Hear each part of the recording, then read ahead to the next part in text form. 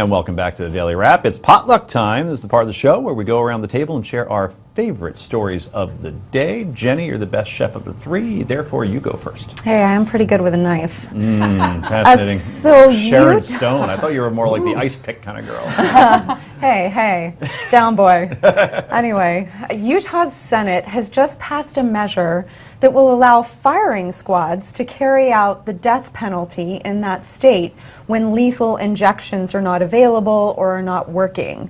Now, Utah used to do this. About a decade ago, they abolished that. There's also other states that are looking at passing similar legislation to use firing squads to carry out the death penalty.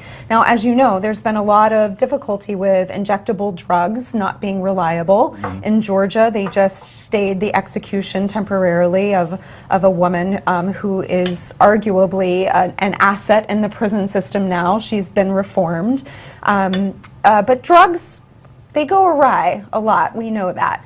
But going back to a firing squad is absolutely barbaric. And if we pretend to be a mouthpiece for, civility in America, is this barbarism? Is this retreat into this type of execution? I'm so surprised that drugs don't work well. I mean, if you just give somebody a whole bunch of sleeping pills, I mean, it's got to work, right? I mean, why don't drugs work? I don't know. I mean, you look at the right to die legislation for people who have, terminal illnesses, and in that case, the drugs can. I don't know the answer to that. I think it's going to have people looking much more closely at the death penalty, because when you have to look at it from a firing squad perspective as opposed to the lethal injection, I think it makes it more difficult to. I mean, that's cruel and unusual. If your concern is civility, which I think it should be, then you should do away with the death penalty altogether. Well, there's agreed. Absolutely nothing about it that's civil. There's nothing that works about it either. Here's the thing: when you watch the Boston bomber trial, for those people who had lost that little boy,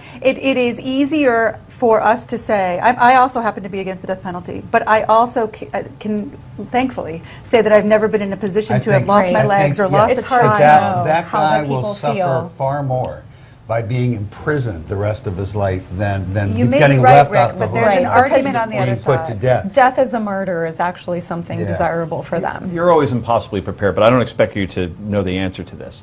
The execution itself by the firing squad, I mean, will it be with the blindfold and the cigarette and all that stuff? I picture a cartoon I love that you asked that. It's because it's so outlandish. Under the heading of things I should have thought of earlier, does anybody remember the scene in the original In-Laws, the firing squad scene? Did you ever see that? No. I've never seen the original. Well, shame on you. One of the funniest movies ever made. Alan Alda and Peter Falk are being executed. It's so funny. I should have thought of it to bring it up. Okay. But yeah, I mean, but the problem with drugs, by the way, the drugs that are prescribed under state laws, they're having trouble getting. Because other countries don't do it. That's because right. other countries so nobody wants and to make it. Our companies who produce those drugs also don't quite have it right yet. But look, studies show that the death penalty doesn't deter people from crimes and murders. It's not a deterrent, but it might be retribution. And on that note, to a slightly more sunny topic, Heather Hansen, for your...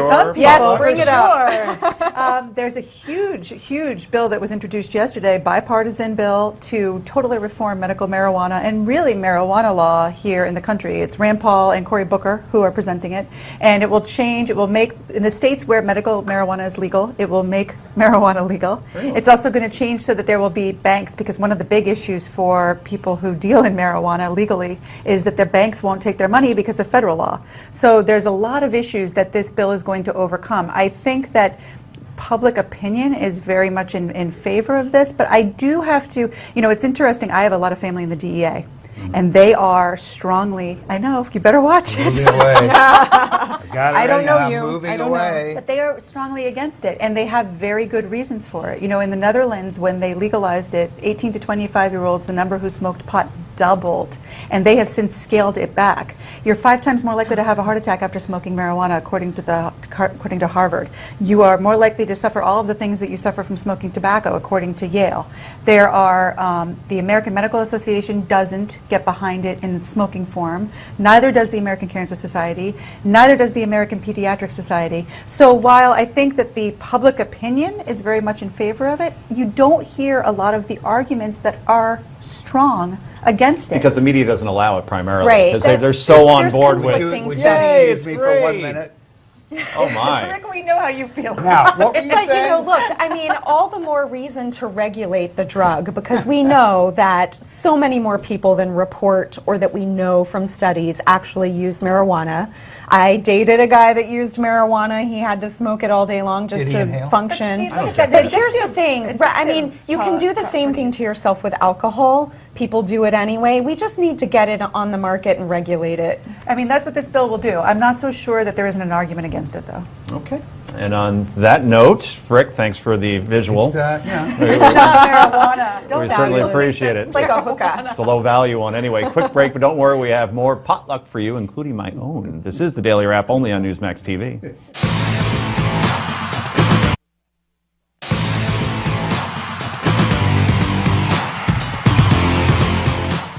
And welcome back to The Wrap. I'm Joe Conchin. If you're just joining us, we're in the middle of our potluck, where we share our favorite stories of the day. Rick Unger, I hope you bought something good this evening. I brought a question. And the question is, and it's an article that I wrote today in Forbes.com that everybody should go read. If Nancy Pelosi jumped off an Iranian bridge, would Senate Republicans do it too? And this is why I come up with the question. You see, and we got into it a little bit with Congressman Hoekstra. You see something happening that is so disturbing.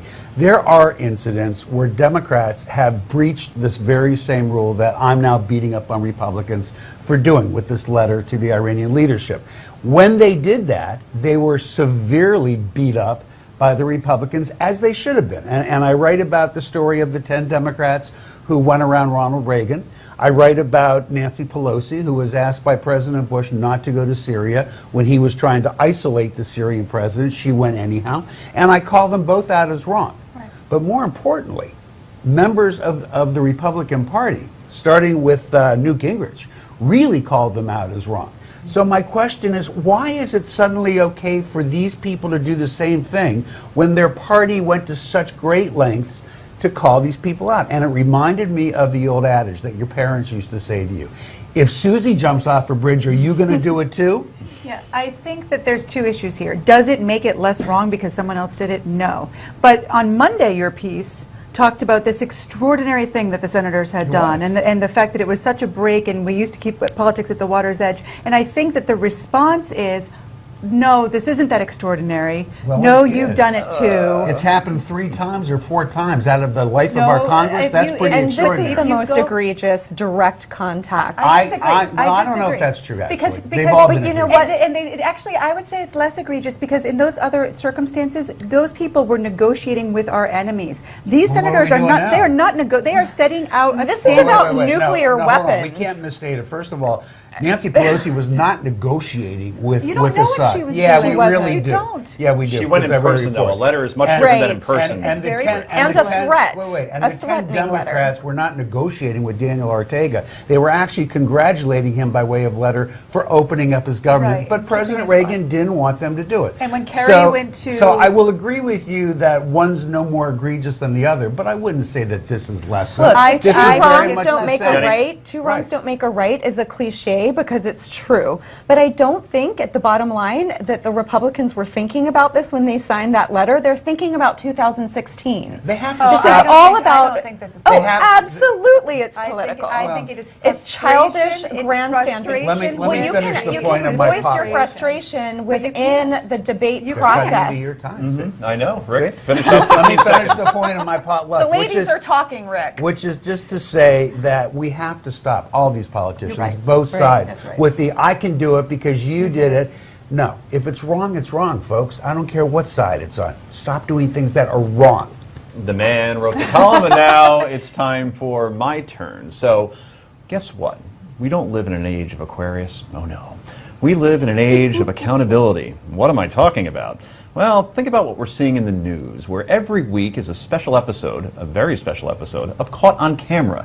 Exhibit A this week, Sigma Alpha Epsilon at the University of Oklahoma, not exactly doing a rendition of 99 bottles of beer on the wall on a black tie party bus. Roll it.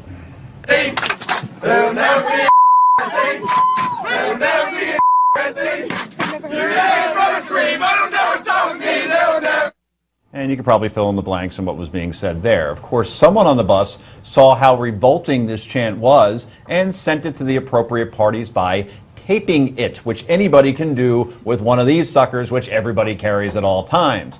But if you're the Sooner Brothers of SAE, how did you get to such a place where that kind of thought process even exists in 2015? And how did you not know you would be recorded? The technology is everywhere these days. You need proof?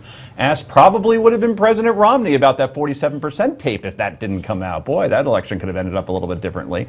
Or maybe we should ask Donald Sterling, former owner of the Los Angeles Clippers, if he understands the concept of being recorded anywhere at any time from a phone. Or why don't we ask former Baltimore Ravens running back Ray Rice if cameras aren't everywhere, including elevators in Atlantic City. Or maybe we could ask Justine Sacco, who's the owner of this famous tweet. Remember this? She's a PR executive, by the way, going to Africa. Hope I don't get AIDS. Just kidding, I'm white.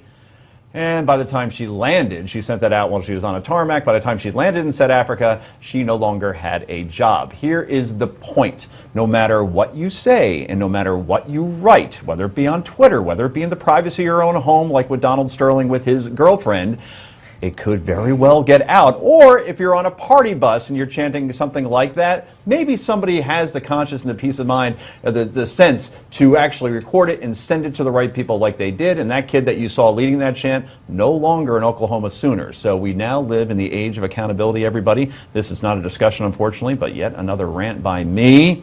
So sorry to eat up all your time, but maybe another time we'll discuss this. Anyway, when we come back, it's time for Yay or Nay. This is the Daily Wrap and is only on Newsmax TV.